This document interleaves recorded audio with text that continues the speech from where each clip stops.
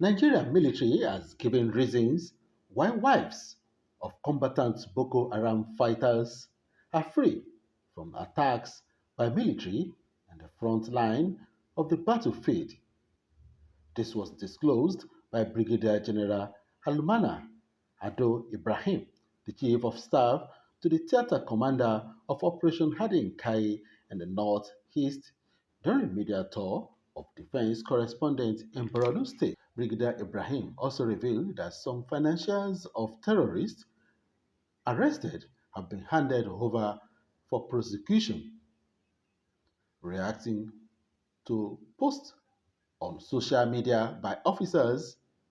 He said military do not accept such, noted that the use of drones by enemies of the state are countered by military as successes are now recorded.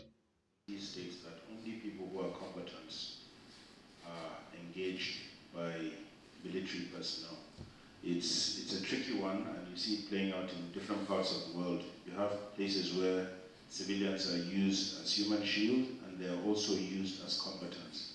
Now, our scenario is such that Boko Haram are Nigerian citizens. They are fully eligible to have wives and children. As long as their wives and children do not take up arms and engage in direct combat operations with us, then they are not Boko Haram combatants. I hope that this clears that situation. The Nigerian military fully enforces and upholds humanitarian laws, human rights, and as such we would not violate the laws of even those who combat us, Boko Haram, by engaging their families. That is not what we do. The fact that you asked the question already shows that you realize that there are various levels involved in this conflict. There are those that happen at the political level, the strategic level, and the military operations level. We focus fully on the military strategic level. And what we've shown to you during our presentation is that there are fifth column lists which we identify and we hand over to the authorities. There are laws and statutes in this country for dealing with those sort of things, and I can refer you to the Terrorism and Prevention Act, which states that anybody who participates, supports, or funds terrorist activities is taken care by the law of this country. So we identify them and pass them over. I hope that answers your question. The issue of tracking devices, there is a protocol. Again, this falls under that strategic and operational thing. In Nigeria, citizens are eligible, are covered by the Constitution for their rights to communicate, amongst other things, their right to their privacy. We do not go around invading their privacy. However, there's a provision under which people who are engaged, as I mentioned, in terrorist supporting are tracked, and they are, if found culpable, held liable by the law. Now that is done at the strategic level at the Office of the National Security Advisor. The brief made mention that we lacked some of the tracking devices in theater, and that's because we don't carry out such operations. Those operations are carried out at a higher level, and the necessary reports have been made to them so that they can engage in them. I hope this clears the situation that there are different levels of tracking people, and we don't do that in theater. Social media presence. Our personnel have been involved, as you rightly said. I think there are two questions that are related to this. The other one is soldiers that are posting pictures on the internet. This is something that the CDS and all the service chiefs and the theater commander have frowned against, and we are implementing very strict protocols. As a matter of fact, I think 2 weeks ago there were some of our colleagues who were arrested for breaching that protocol, and they were dismissed instantly from service.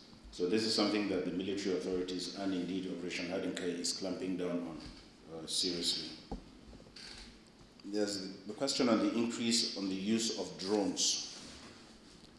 The proliferation of drones is something that not just Operation Haram, the world itself is grappling with.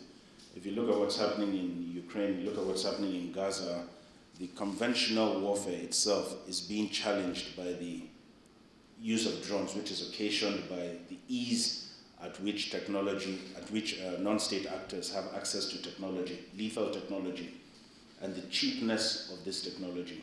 So use of drones have increased, not just in Operation Hardin Care, but in all theaters, and measures have been put in place. Several measures. We have the use of technology to counter such drones, and there are other regulatory protocols for bringing in the drones that we're also implementing. There's a range of solutions, or there's a range of measures that we adopt to counter the use of drones, which I will not go into in this, in answering your question, but it is something that we are looking into and we are doing a lot to counter, and we are also making success in that field. But the increased use of drone just boils down to the fact that the technology is becoming easier to use and people have access to it. However, Brigadier General Mohamed Dairo Abu Mawaishi, Deputy Director Defense Media Operations, give reasons for media tour of Northeast by defense correspondent. Nightly we do all these press media briefings, but they only hear what we do, the efforts of the military, but they have not seen it. They have not interacted with the troops.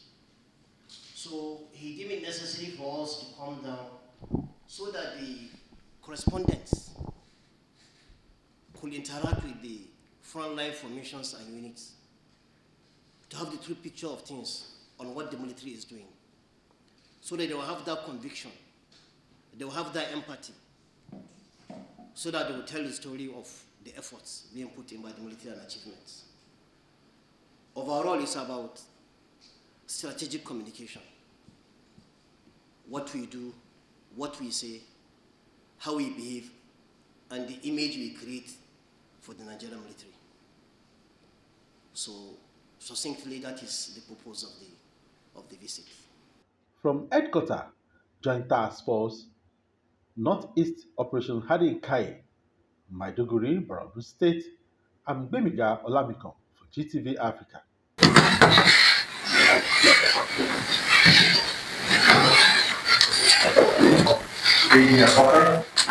Distinguished